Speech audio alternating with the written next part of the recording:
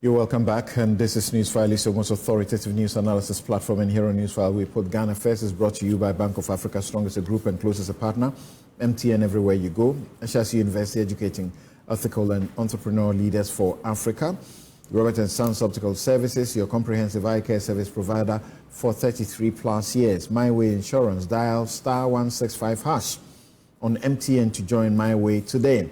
DPS International School, where every child shines. Flamingo Paints, simply superior. Syntax Tanks is strong, it's tough. And Activa International Insurance, our clients, our passion. And my outfit, as always, is by Konati Clothing. You can find them at Adenta Shopping Center, Adenta Down. You can call them 0244 676732, 0244 676732. A couple of your messages, then we enter Parliament and check if it will sit the next time, because on 2 occasions there have been attempts and it hasn't worked. Echo Arthur says whoever will say the NPP and NDC are the same is a disappointed NPP member. William Ayivi says Dennis Miracles Abuaji, you have lost touch with reality in Ghana. Rex Akambe says the NPP has lost massively. I was at the Central Business Center 3 days ago and saw the rejection of the NPP campaign team by market women and ordinary customers. It was a huge embarrassment. The center cannot hold. Well, you know, Ghanaian voters, when they get into the voting booth, that's the most important thing. It's like what happened to some of the Trump voters. When they were polling, they were not proud to say they will vote Trump. The ones they get in there, they vote Trump. This one, Kojo Yeboah Busy says Miracle Abuaji believes in his own lies so much that he's even passionate about it. All right, thanks for those messages. Wilberforce Kojo Abuaji says, I hope and pray that all these disguised NDC neutrals will not vote in December elections as they are saying. Okay. Yeah, that's what he's saying. I don't get what he's saying really. So let me end with this. Man Friday. Is Trump going to extend his ruling to Ghana? I am voting for Mahama because there is so much hardship in Ghana. Everything has gone up.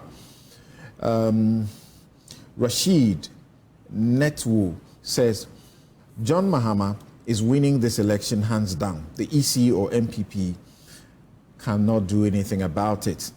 S. Foze says Baumia is not winning this election based on permutations in Pope. He is winning because he has proved himself that Mahama can't say same for him. Even Babin from his own camp couldn't see any good in Mahama. Tahir Abdul says, I am a floating voter. I'm going to vote based on the economy, not on free SHS.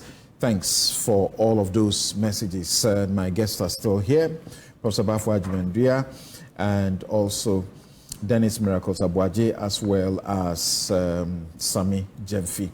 Now, something has been happening in Parliament, and before the requisitioned sitting, Speaker Babin held a press conference.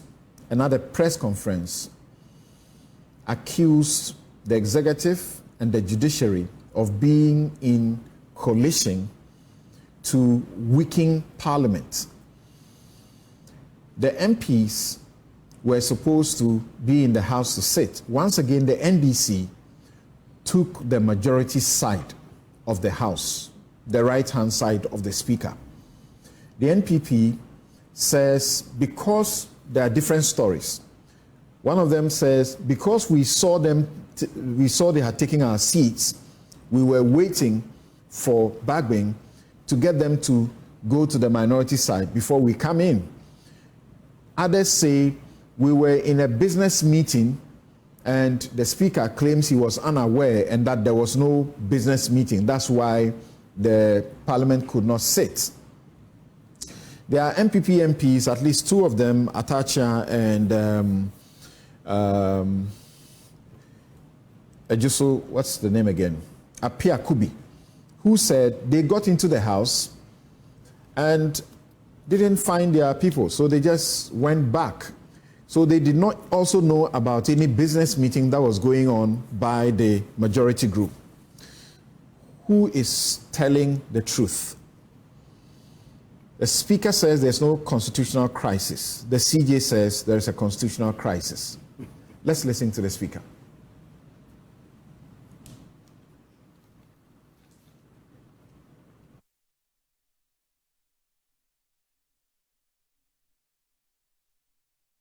Gertrude Esaba Tokonu, Edison sent me to Jawabra, what's in a dream was Supreme Court. There is no constitutional crisis in this country. The Parliament of Ghana is alive and working.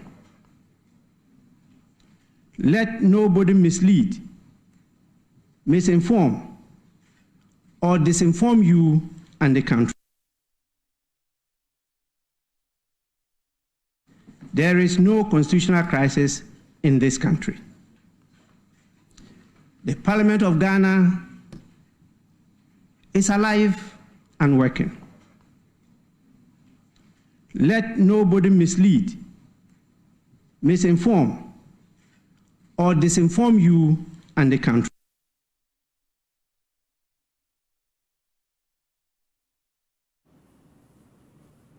All right, so Speaker Bagwing, he said a whole host of things, and we'll be canvassing some of them, sharing some of them with you as we proceed with the discussion. But there are many who have said that if you hear the Speaker say, let nobody mislead, misinform, or disinform you and the country, he is replying the Chief Justice.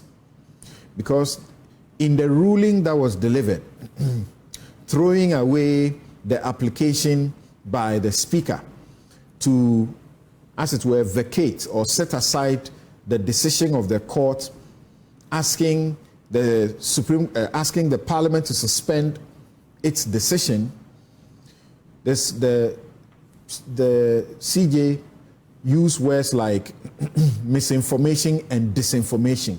Some have taken exception to that you don't put such statements in a judgment and describe, a lawyer's advocacy or someone saying certain things in the affidavit that they believe in.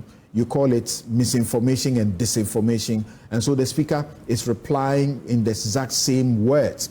And then she said there was a constitutional crisis. Bagwin repeats that there is no constitutional crisis. Let's hear the CJ when she said that. File your processes by close of day tomorrow.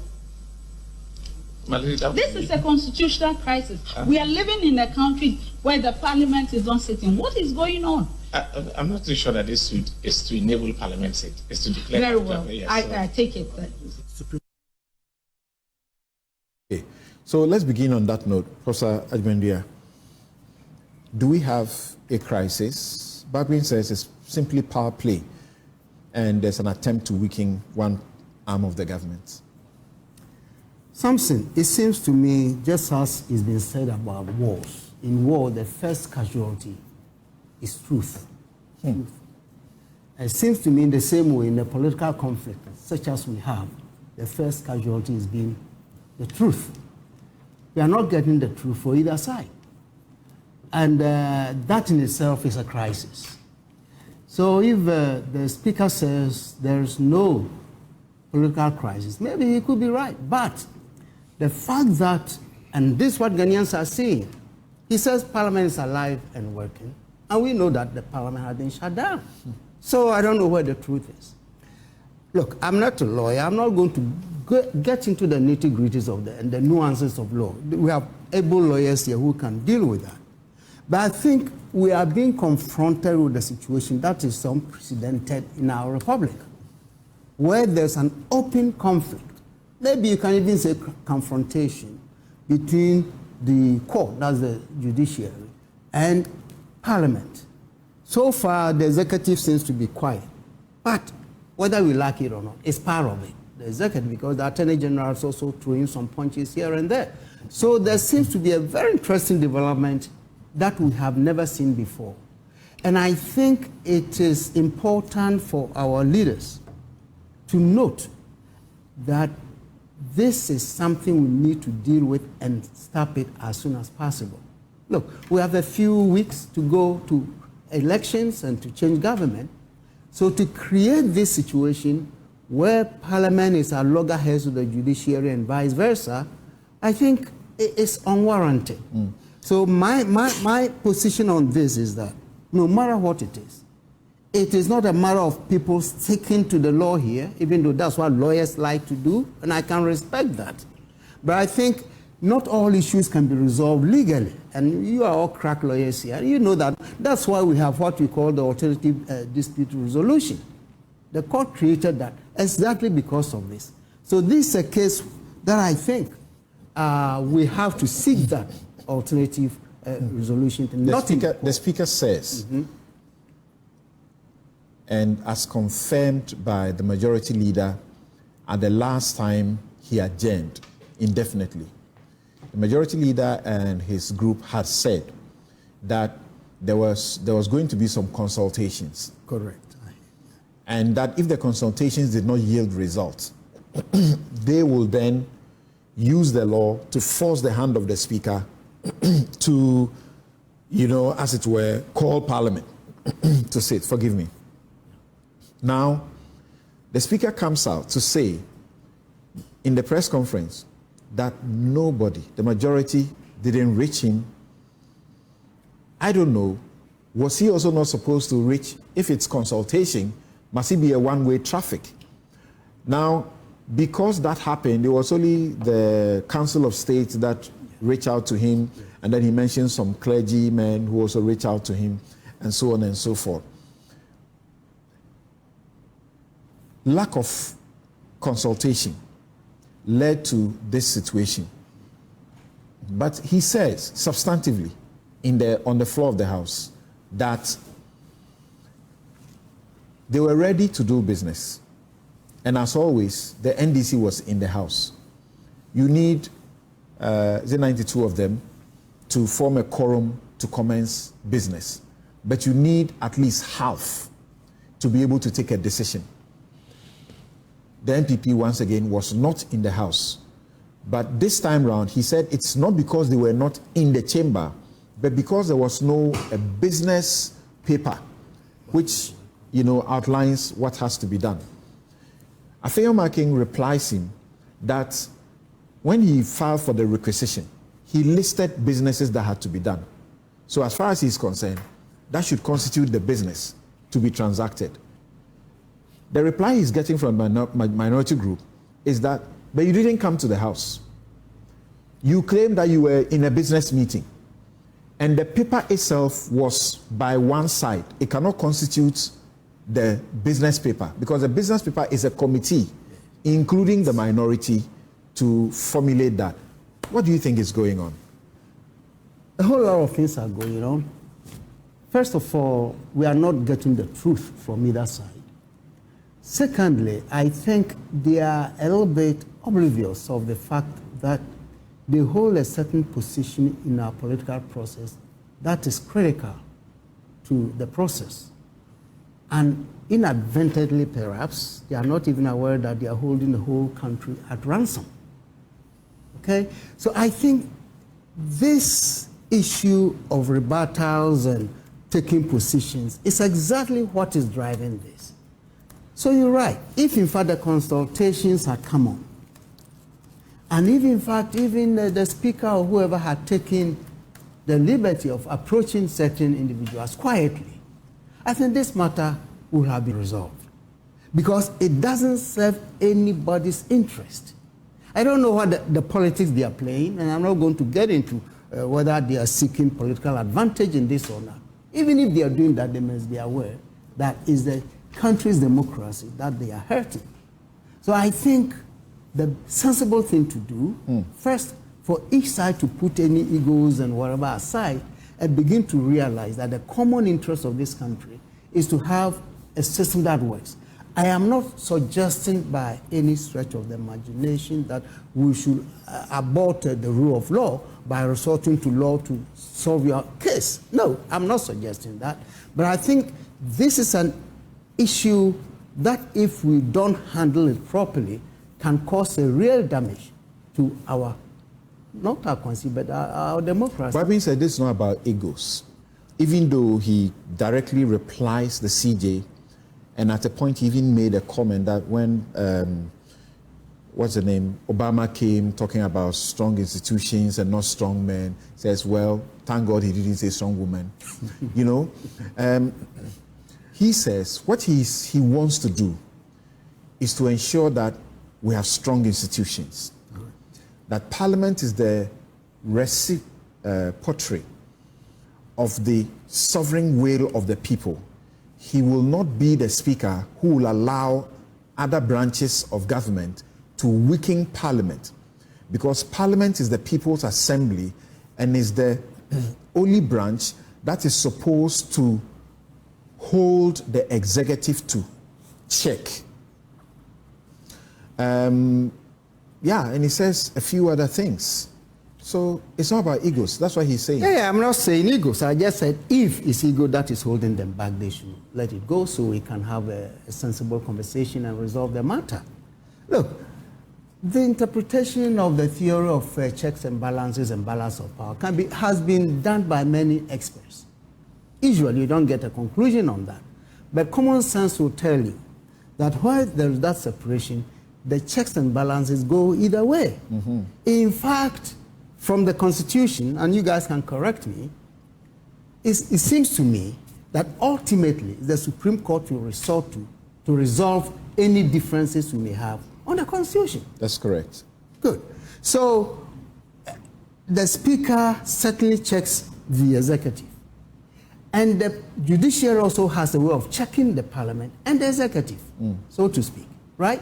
Because if the legislature passes any law, makes any ruling, that is seen by someone to have been a contradiction or is contrary to the Constitution. He accuses the judiciary of interference. Correct. And he says it is interference because, on one leg, Afenyomakin went to court on the 14th, before the 15th when they had their first resumption sitting.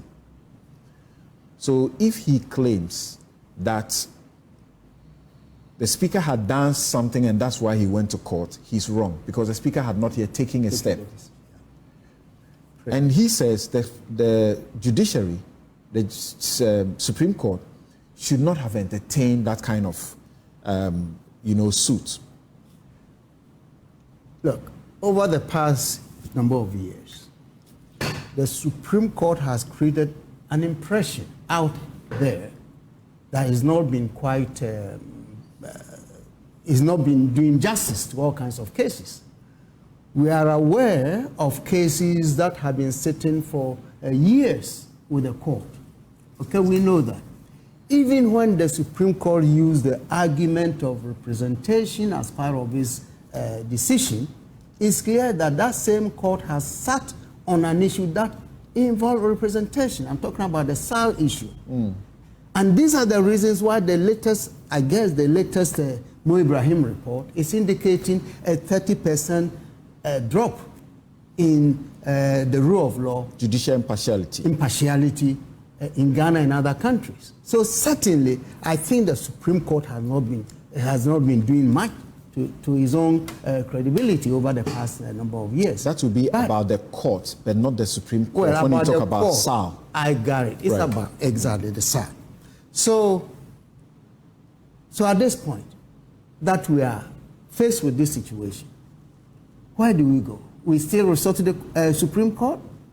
Who resolve this? If there's a conflict between the judiciary and the legislature, who resolves it? I don't know. You are constitutional lawyers. In the Constitution, who resolves it? I don't know. So you tell me. You've already said that. It is the Supreme Court. Exactly. So now hold on. Let's go to the phones. Afenyomakin, the majority leader, joins us. Thanks for joining us, sir. Samson, thank you. I appreciate the opportunity. Great. To make this intervention, which seeks to bring clarity to some of the issues. Right. Without by one of Okay, so we just commenced this discussion. What for you is a sticking point that you feel must be projected to guide the discussion?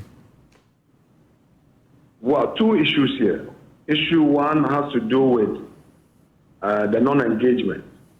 And then the issue two has to do with why we were not in the chamber.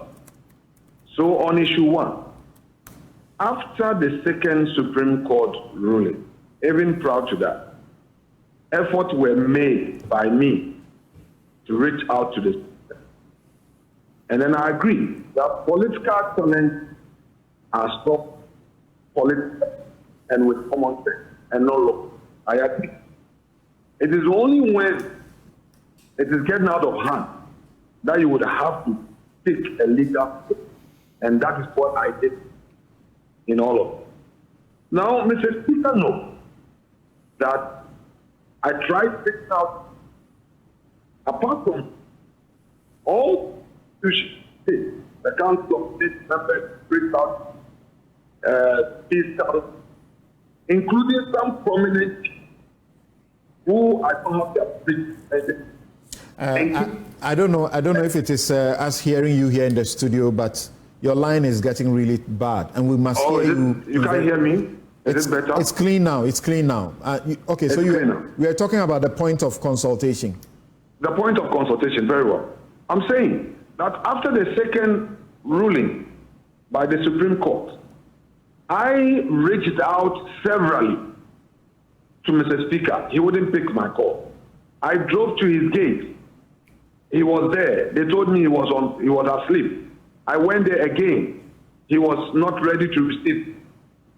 Apart from that, council members reached out to him, including the council members and prominent people who I don't have their permission to mention that engaged and the understanding was that Mr. Speaker has been consistent to all of them that he had played the ruling, and that even after he expressed his opinion on the House floor, he still referred to me as majority leader. So I have nothing to worry. In fact, one very prominent chief urged upon me to go back to Mr. Speaker again. I shouldn't give up. I went again to his gate. I reported back. The chief was doing this call between myself and Speaker, and then eventually, Mr. Speaker told that prominent chief that he was busy with those guests who were visiting him and that we should make it on Monday. Monday morning, my deputy and I, he gave us time, 10 o'clock. My deputy and I visited his office. He was not there. We waited the whole day. He couldn't make time. We reported back to the prominent chief. And the chief got back to him. He said, oh, he has seen our calls and that he was busy. So he'll make time for us. I said, no problem. The understanding was that, in fact, he was even going to recall Parliament without recourse to our application so that it will be neater. That was the understanding we had. We said, no problem. Now we said, get your people to go back to their seat, which was the only issue outstanding. Mr. Speaker again assured the Council of State and these prominent chiefs that it has no problem and that the sitting arrangement is the responsibility of the clerk, not his responsibility. I said, okay, no problem, we agree. We waited upon him thinking that we were going to recall Parliament the next day, Wednesday.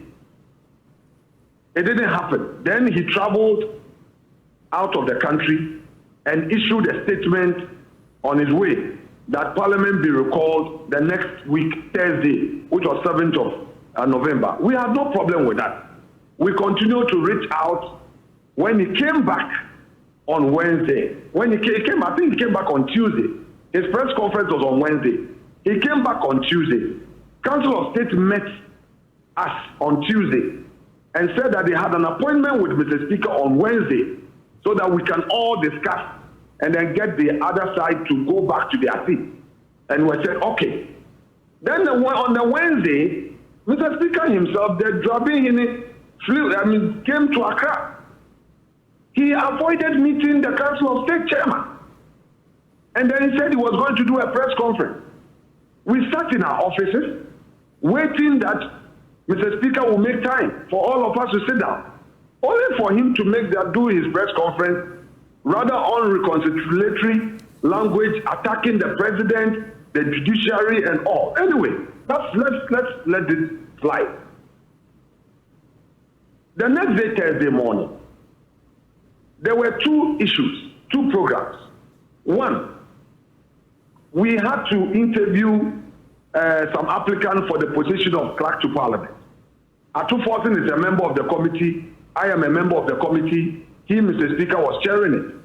And we were waiting for Mr. Sedun Katia, who was also a member of the board, and he was flying in from Kumasi. At the same time, we had a caucus meeting. So I told the clerk that, look, we were waiting. Mr. Speaker was in office. That meeting has not started. So I was going to the caucus meeting, and the NDP also had a caucus. So I had get up there. Now, look, I don't any confusion the chamber. Clerk, Mr. Speaker says that you are responsible for the arrangement in chamber. Have you done the needful? Clerk, at table, show that if I should say it out, all our names be nicely arranged. Okay, so the part you are getting to the part you are getting to is not new information, because during you have made that clear to all of us. I want to ask a few questions. Now, okay, very well. Right. Let me stop there for you to ask your question. Right. No, so the House was properly designated.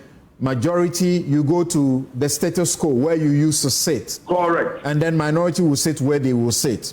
Correct. So they went to remove our name tax. Who went to remove it? The NDC, the cameras were there in the chamber. Right. They went in to remove our name tax. Here's my question. The last time the NDC was in the House before you entered, why this time, why were they again in there before you entered? You see, Samson, there are things that, for the sake of the country, I can't say on air. I'm sure you as a media practitioner, you know some of these things. That place was boiling. And some of our members were not going to take any of the behavior of our colleagues. My duty was to prevent any bloodshed. There was no way, if I had allowed MPP members to also enter the chamber, they would sit on consent for somebody to take their seat. Okay. As a leader, on this day, with that, on this day, as we understand, on this day, as we understand, you guys were a little less than 30 or so, correct? No, Samson, with respect, a little less than 30 in terms of what? Your numbers, the majority group. No, I don't get you. You mean 30 as in what? As in MPs. No, but that is not the issue. I'm there asking is no that question. Anything as to which numbers. I need to appreciate. There's a reason I'm asking that question. Entering the chamber at a particular time. No, there's a reason I'm asking that. There's a reason I'm asking that question. That in the circumstances, why do you allow for the NDC to marshal their numbers to be to be in the House and are far more in excess than your numbers? That's the question people are asking, because it is being said. It is being said that the substance of what happened on Thursday is that you, the majority group, realizing that you have very little number, could not make any sense of any business. You couldn't carry out the things you want to do. And so you have decided to now do a blame game so that you don't really face the blame that Ghanaians should put on you. Thank you very much, Samson. A good question to ask. First of all, is none of them. We will never play that game. It is part of their spin. We had an understanding that the NDC minority will sit on their feet. Something, if it's one person, I would not allow that person to be in any place. If they want shows us that we pretend we would adopt numbers. Why didn't they sit on their feet so that they would be related on their feet? There would be. How many were you in fact? How many were you in fact? The majority group. Members were present at the caucus meeting. We saw Members you. were present. We didn't count. We saw you. We didn't need to count. We saw you at the press conference. Yes, go ahead. Your number was very small. Samson, with the greatest respect, to be going on this tangent would mean to stay off the main issue. We are doing a discussion here. We are doing a discussion here. You called in, and we want to give you that opportunity, but we need to also interrogate the counterfacts that are being used. The counterfact is that substantively, the reason Parliament could not sit on the basis of your requisitioning of the House was that there was no business paper. Number one, let me come back to number one, there was no business paper. And then number two, even if there was one, you discovered that you couldn't marshal your numbers to be able to carry out the business. So you decided to chicken out and then blame the Speaker and the NDC instead. All right, those two assertions are wrong, and I will respond.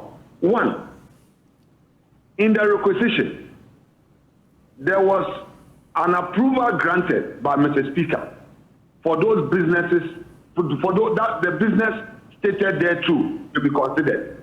So there was no such need for a business committee to sit. Sorry, if you say there was no such need for a business committee, what do we make of the other allegation by some of your members, including Kennedy Japan, that you were actually in a business meeting, but by the time you got there, it was late.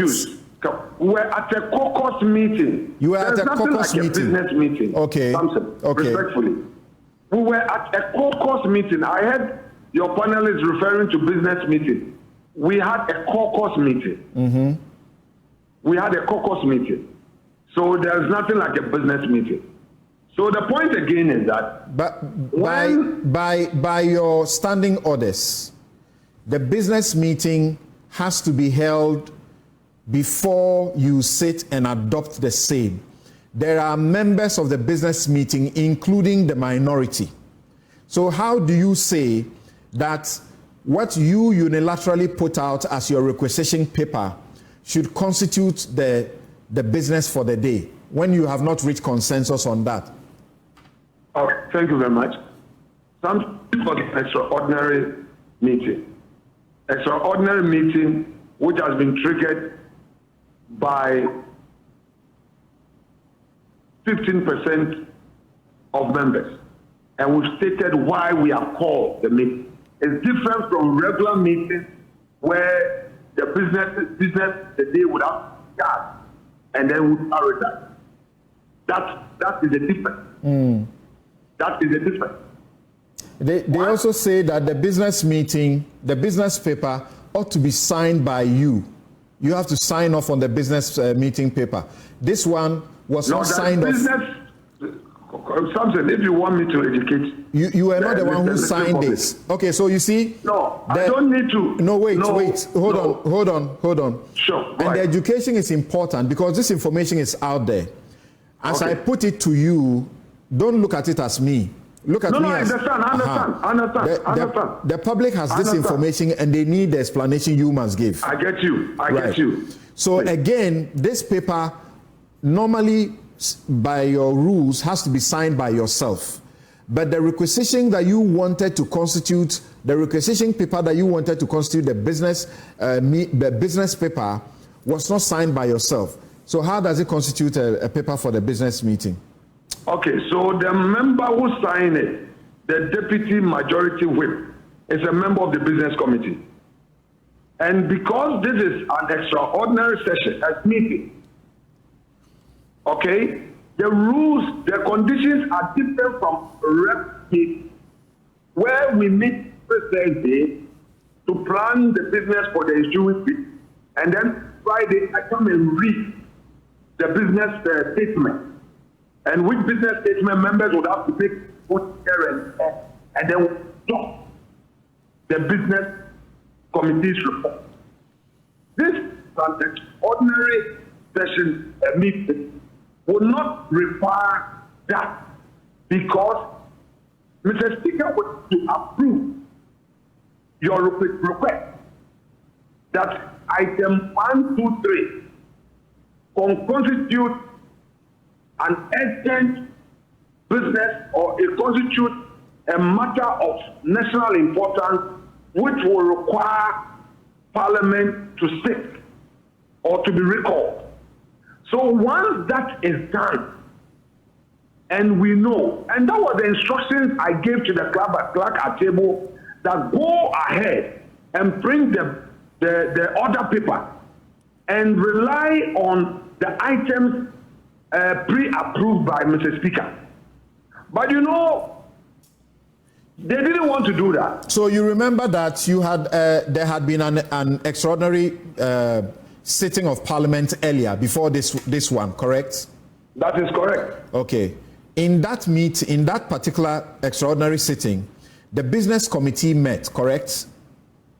When we met, good question. When we met yes. to discuss the issue, yes. Okay, so why is it that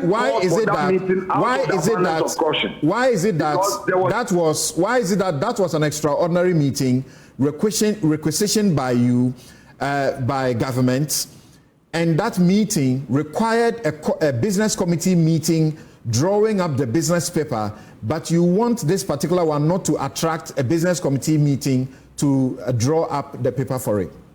Correct. So out of the abundance of caution, I called that business committee meeting for us to discuss.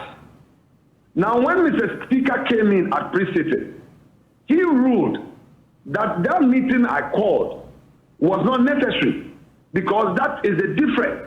The difference between the regular sitting and that of the recall was that in this case, he would have to approve the items to be considered.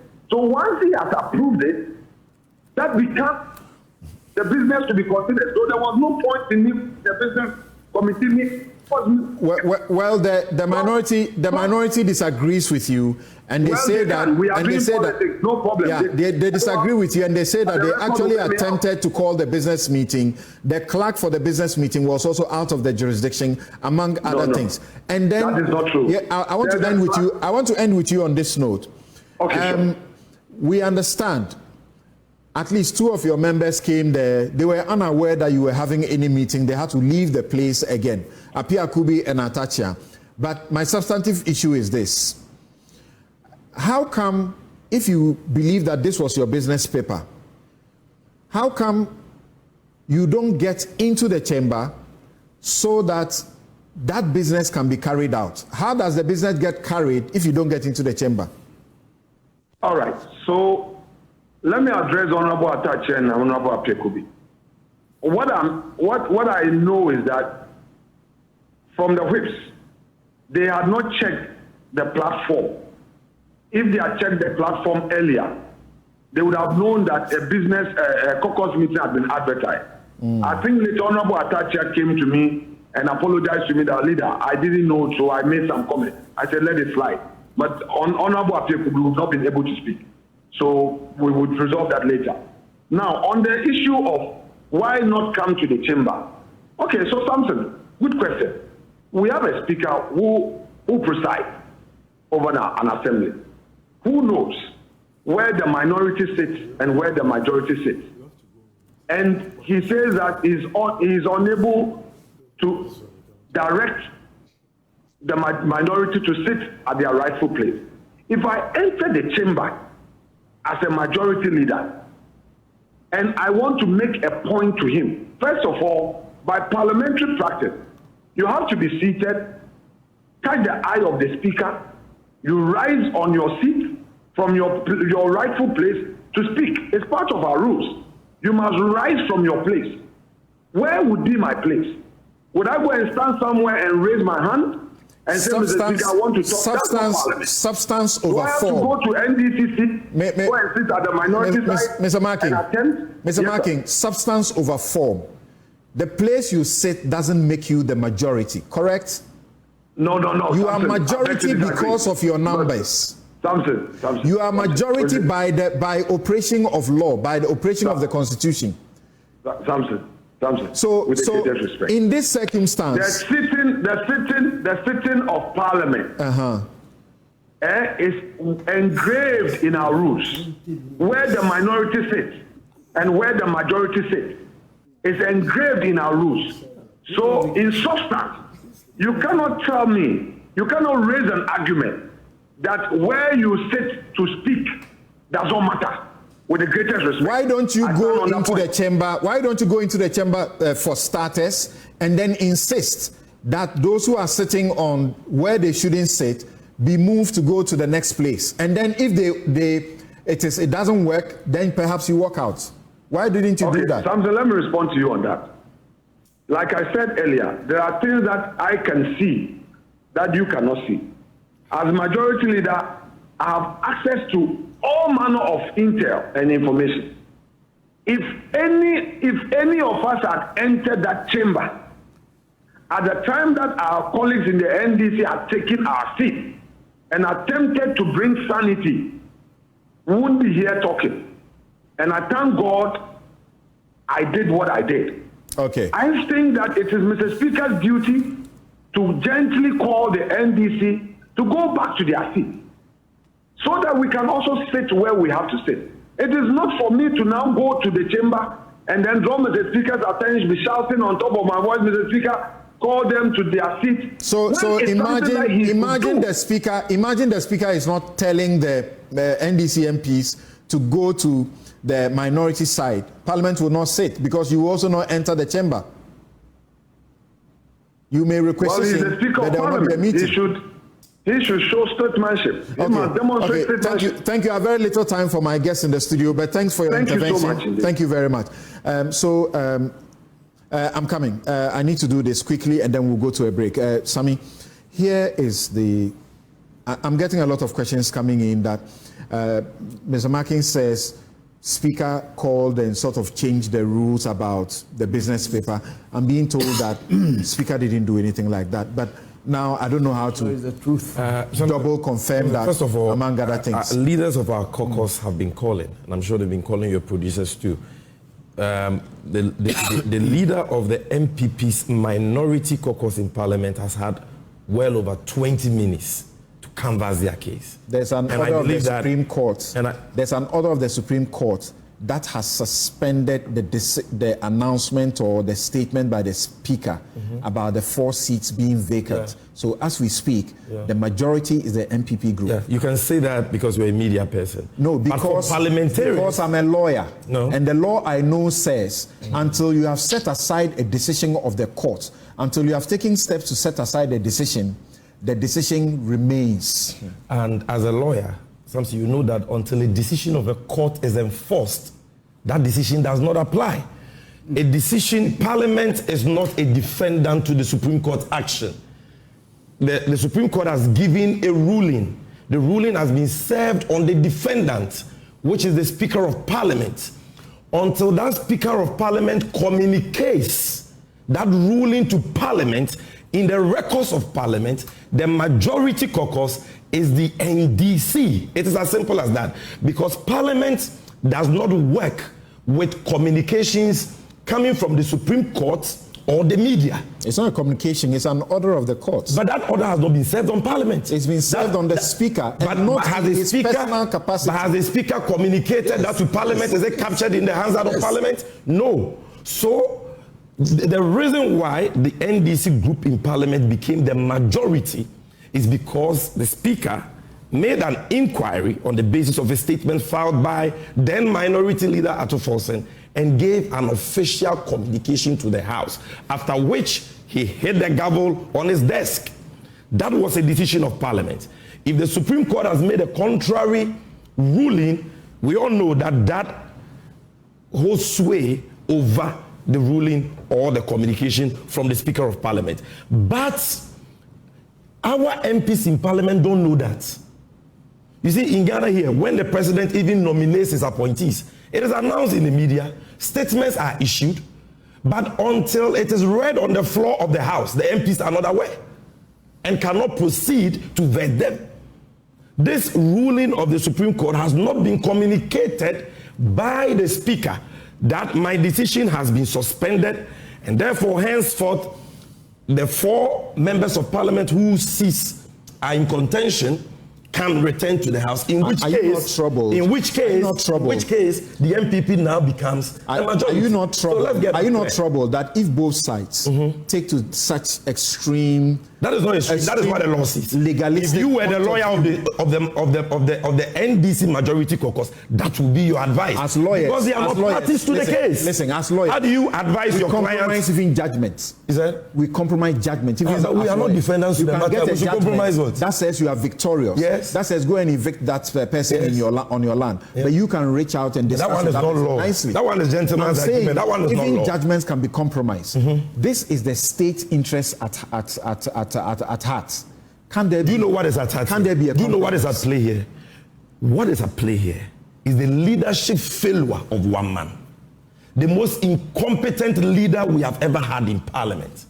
A man whose own people don't have confidence in him. And that man is none other than Alexander Afenyo Marcus. That is all. He has refused to lead and has rather allowed ego and arrogance to lead him. And that is why we have told you several times that he made contact and tried to get audience with the speaker. Wait a minute. That was denied. You listen to me. You made a point that when a court of law makes a decision, and even if you disagree with that, it is a law for the time being until it is set aside. That's correct. By a court of competent jurisdiction. What about when the speaker makes the communication in Parliament or a decision in Parliament? It is the law for the time being until it is set aside. When the speaker gave that communication, Afenyo Marcus rose, told him off, walked out of the chamber, and has decided never to abide by that decision of the speaker. This is a common sense problem. The speaker has given a communication. You disagree with it. But that communication is the law in Parliament. That was done on the 17th. Yes, that is the law. By the next day, it has not been revoked. He had been to, Afenyo Marcus had gone to court, and the court has suspended that decision. It has not been communicated to Parliament. He's a lawyer, he knows that. Parliament was not, he could have chosen to make Parliament a defendant. He didn't make Parliament a defendant. So Parliament is not aware. And until Parliament is legally communicated through the appropriate official, that is the Speaker of Parliament, that order, excuse my French, is useless to parliamentarians. Because it has not been communicated. It's like going to secure a judgment and you're holding a judgment and you're saying somebody should abide by it. You can secure a judgment, but the enforcement of the judgment is a whole different matter. So let's get that clear here. Look, you petition the speaker to reconvene Parliament, to recall Parliament. The speaker has, if I were the speaker, I would have even ignored them. Right? Really? But the speaker decided... No, that is a constitution. Oh. The speaker says he believes in constitutional... Yeah, he believes in it. Yes. But I'm saying Speaker Bagman will not ignore, but I would have ignored. Because if Chief Justice Tokono can misrepresent her own circular to the speaker as to when the speaker must be served, she can deliberately misrepresent that. Then I can also misrepresent the law. But you see, Speaker Bagman is a nice man. A lawyer of more than 3 decades at the bar. He doesn't believe in, excuse my French, idiocy for idiocy. So he decided to comply with the Constitution and decided to recall Parliament. He gave a specific time for Parliament to sit, 10 a.m. The Speaker had to wait for 1 hour. Afenyo Marcus was nowhere to be found, and according to his own member, Kennedy Japan, his bosom friend, he didn't even have the courtesy to communicate to the Speaker's office as to why he was not in the chamber. What was the Speaker supposed to do? You recall Parliament, you are not even in the chamber, you could not even marshal 30 members from your own caucus. Speaker has removed. You call yourself a majority leader. A majority leader that your word is useless. Your own people don't respect you.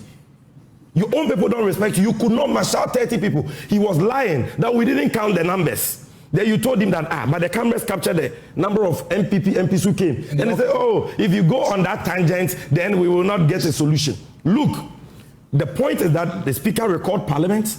They were supposed to be seated at 10. They were not seated at 10 because their MPs failed to show up. They know that Afenyomakin is just wasting the time of the nation. This so time, their MPs, the speaker's reason for adjourning it's not that they were not in the house. Having said that, it is because there was not a business. Having said that, but I'm saying that, and I'm going there. But the fact that they did not show up means that these guys are not serious. They are just wasting our time. Number two, it is right. I'm not an MP, but it is right. I'm a student of parliamentary proceedings. Check. Parliament cannot sit without a business statement and an order paper. Whether it is an there is nothing even called extraordinary meeting. I don't feel the way a company. There is. No. When it's this position, it's not an extraordinary meeting. You are just bringing company law into parliamentary proceedings. It's it is still a sitting of parliament. It's not ordinary. All the standing orders apply. That's correct. Look, I have. That's correct. Hold on. Okay, thank you. Hold on. No, you don't say thank you. No, we don't have time. We don't have time. You gave him 25 minutes. Well, I can't give you the same time. Okay, fine. But at least allow me to conclude. I have just about 5 minutes. But you didn't even alert me that you wanted to wrap up. Hold on. Let me conclude on this point. Hold on. Let me conclude on the point of the business. Look, even when parliament is recalled by the signatures of 15% of parliamentarians, the business committee always meets. You are repeating yourself. No, always meets. They decide on the business, okay? Then it is programmed to be taken on the floor. And that is how an order paper is adopted. You did not even call a business committee meeting. There was no business statement. There was no order paper. So Speaker Bagmi should have done what?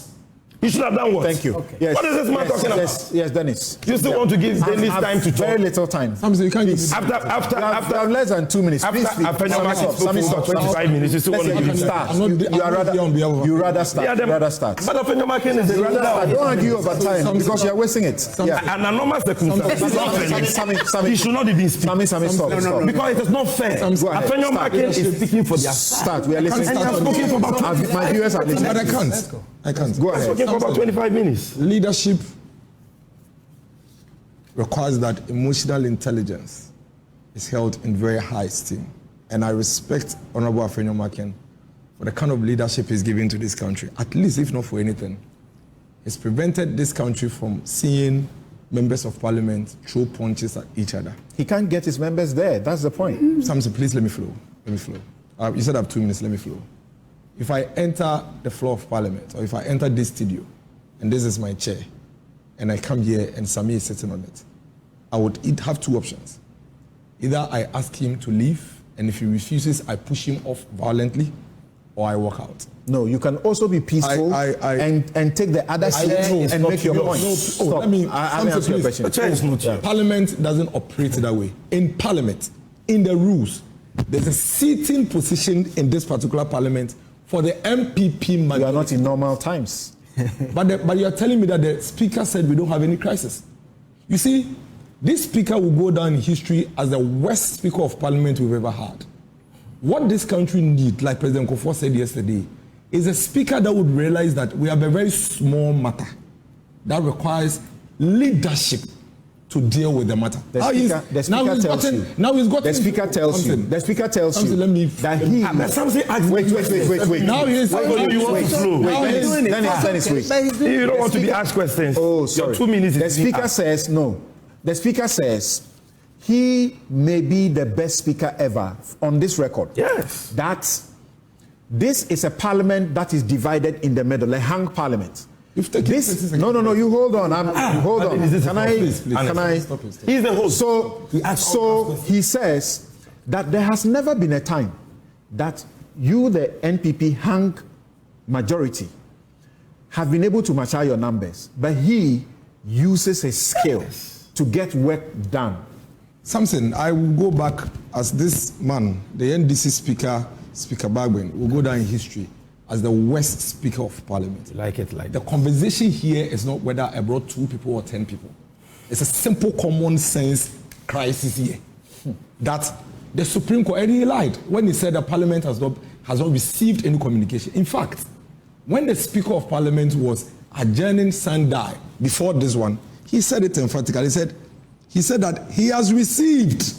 He actually confirmed to Parliament that he has received a communication from Supreme Court staying the decision that was taken from Parliament, but because they do not have the numbers to transact business. Yeah. So if you say So it is not enforced. Oh, stop it. Yeah, the numbers to transact business, but not the numbers. No quorum to take a decision. You lied. You said that Parliament has not received the communication from the Supreme Court. You don't even understand what you're talking about. Sorry. Yes. Supreme Court decisions are not communicated. They are served. What are you talking? Go ahead. Something, listen. Sometimes I wonder if this guy is a lawyer. When you're communicating common to ordinary people, you can say it's complicated. But I'm a lawyer. I don't communicate. Something, listen to me. Listen. I'm not a lawyer, but I have common sense. I can read. I've done social studies at least. This is what the speaker said. He said he has noted, he had received a communication from the Supreme Court which directed him to stay his earlier ruling that declared 4 parliamentary seats vacant. However, because they do not have all of the members of parliament present, or consequently, need only have. Can this gentleman read it? It's a lie. The speaker has never said it. He said I am quoting the speaker that they don't have all MPs present. Can all MPs present? Oh, he didn't say that. That is what he read. Did he say all? Yes, he read all. Okay. That's why Honorable members, listen, stop what you're doing. You lied. Let me correct the falsehood. People are watching. First of all, you lied that Parliament has not received the ruling from Supreme Court. I have just read to you that the Speaker of Parliament says that, what is this guy talking about? The Parliamentary Services Department, the legal department, is the one that even received the ruling. Not true. When you are serving Parliament, you serve the clerk. Some say, can you just call him to order? Legal service. No, you don't know what you're talking about. You see, the reason why I'm interjecting is that the discussion, something is lopsided. Call him to order. Why do you give Afenyo Marking 25 minutes? You are refusing to call our leader. And you want to give him time to misrepresent what Mr. Bagman has said. In the public. We are on national time. You don't even know the difference between service and communication. Can you we are national team. Correct him. Never said that. That all MPs were have a minute. No, I don't have a minute. Don't do that. My time is when I finish, and he has something to say. Yes, go ahead. Some stability. You said here that the Speaker of Parliament couldn't have directed the minority to move from where they are seated because the Supreme Court ruling had not been served on Parliament. Now, I am telling you that the Speaker of Parliament in his ruling on that day before he adjourned said categorically that he has received a communication from the Supreme Court directing him to stay the ruling he gave previously. But, however, because they do not have half of all the numbers in Parliament, they cannot proceed. So if you come and sit on national TV, they can't proceed and lie blatantly. That Parliament had not received a ruling from Supreme Court, for which reason the minority stays as it is. Parliament has not received anything. That's a falsehood. Second, Parliament is not a defendant to this. Something. We have a very simple matter here. I'm bailed out. Don't do that. You have paid for officials that have failed. Afenyo has spoken for 25 years. You have paid for officials that are supposed to play at this If you continue to do this, you know what I will do? You don't believe in Afenyo Marking? Next time I come to this show, you don't believe I will give you, because I could have done what he's doing. Okay. But I sat here and let him do this. And I allow him to misbehave. Giving your political party. Why are you allowing him to misbehave? Why? On this topic. Why do you do that? Rather be thanking Professor Why do you do that? Why do you allow him to misbehave without calling him to calm down. International relations. Don't get emotional. You allow him to misbehave. And then Have a good afternoon.